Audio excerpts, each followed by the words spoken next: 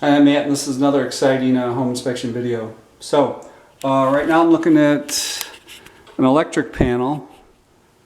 Sorry about some of the blur in my lens is scratched on my camera, but I love these old cameras and they don't make them anymore, so I'm not sure what I'm going to do when this dies. This camera, it's a Canon Sure Shot. I'm going to start using my phone, I guess, like everybody else. But anyway, the one issue I see in this panel, what brand is this? This is a Square D. Oh, my battery's flashing. So this panel is not grounded. Every metal box in electrical work must be grounded. I was taught that when I was an apprentice electrician, and I do not see a ground in here. Typically a green screw going through that bar right there, that silver bar at the top. I don't see one. So I'm going to put that in my report. It's not a big deal. So some other things in here. This has an electric hot water heater, and they put this hot water heater right in front of this panel.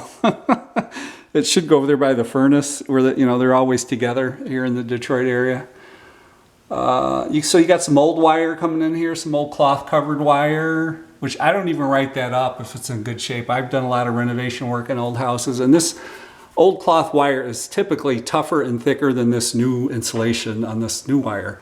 The only place it really fails at is around light fixtures, where there's like 2, 3, 4 bulbs in there, and it dries the insulation out and it gets hot and cracks.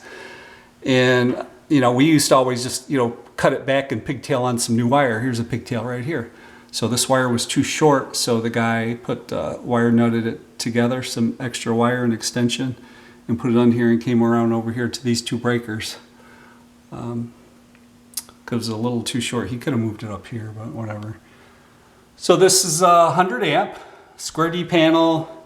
That's 20 circuits, 20 circuit, 100 amp, pretty standard in a little house like this. It's a 3-bedroom ranch.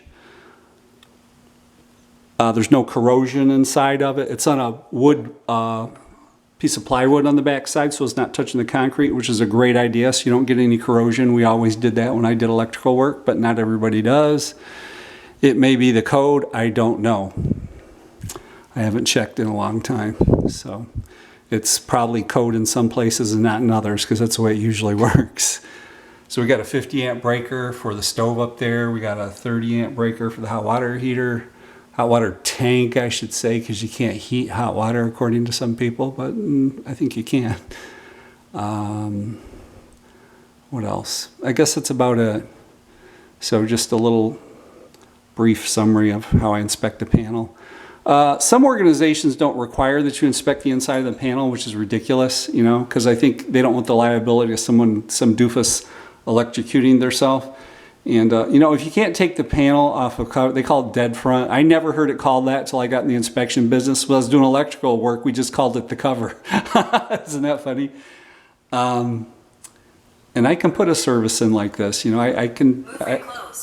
I could wire this house, and because I've always kept my hand in the electrical work just to keep my skills up. But anyway, this is a pretty good panel except for it not being grounded.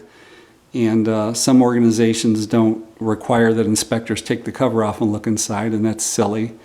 If you can't take the cover off and look inside like this without electrocuting yourself or others, you probably should get another line of work.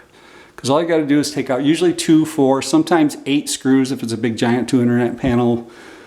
But it's not hard to do. I'm going to make a video on that. So how to take the cover off without killing yourself. So that's it. Like and subscribe if you think I'm as interesting as I do. Thank you.